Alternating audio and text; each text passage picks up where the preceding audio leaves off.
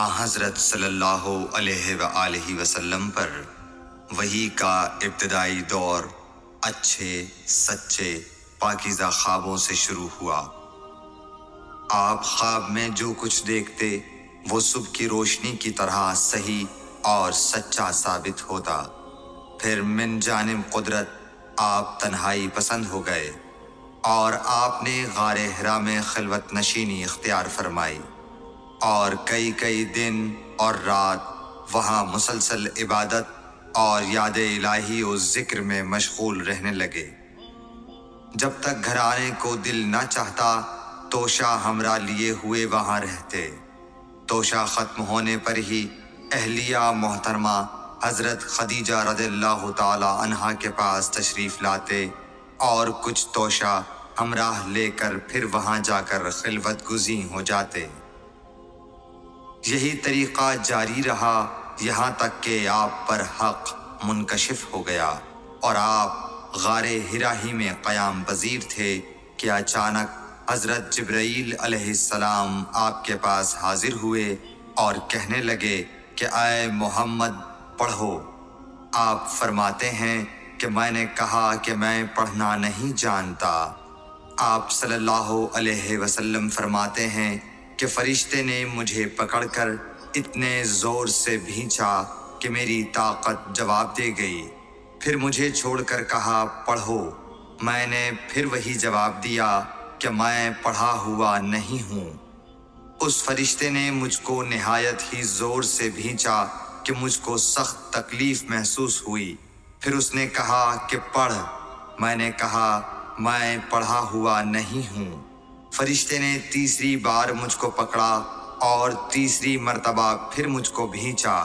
پھر مجھے چھوڑ دیا اور کہنے لگا کہ پڑھو اپنے رب کے نام کی مدد سے جس نے پیدا کیا اور انسان کو خون کی پھٹکی سے بنایا۔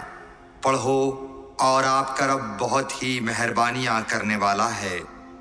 بس یہی آیتیں آپ حضرت جبرائیل علیہ السلام سے سن کر اس حال میں غار حرا سے واپس ہوئے کہ آپ کا دل اس انوکھے واقعے سے کانپ رہا تھا۔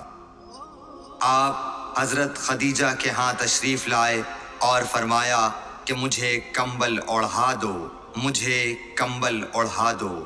لوگوں نے آپ کو کمبل اوڑھا دیا۔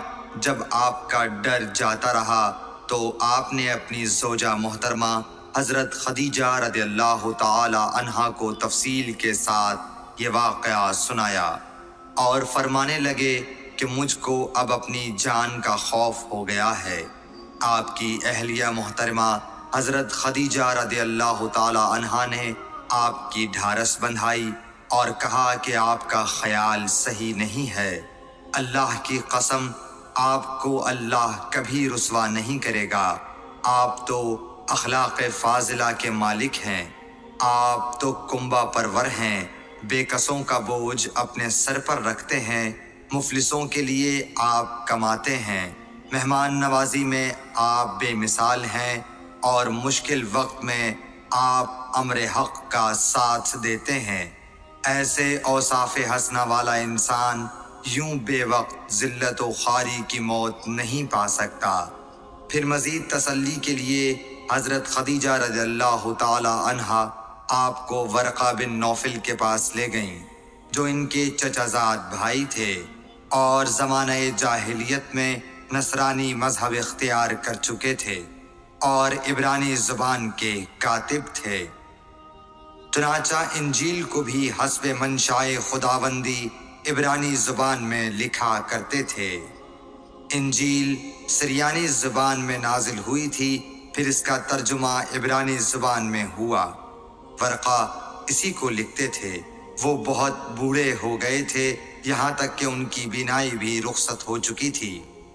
حضرت خدیجہ رضی اللہ تعالی عنہا نے ان کے سامنے آپ کے حالات بیان کیے اور کہا کہ اے چچا زاد بھائی، اپنے بھتیجے محمد صلی اللہ علیہ وسلم کی زبانی ذرا ان کی کیفیت سن لیجئے۔ وہ بولے کہ بھتیجے آپ نے جو کچھ دیکھا ہے اس کی تفصیل سناؤ۔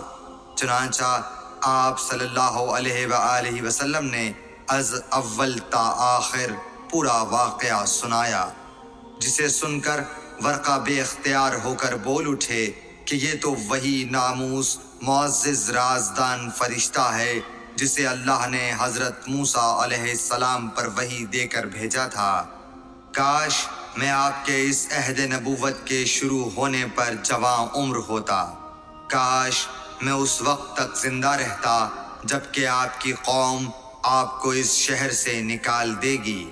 رسول کریم صلی اللہ علیہ وآلہ وسلم نے یہ سن کر تعجب سے پوچھا کہ کیا وہ لوگ مجھ کو نکال دیں گے، حالانکہ میں تو ان میں صادق و امین و مقبول ہوں۔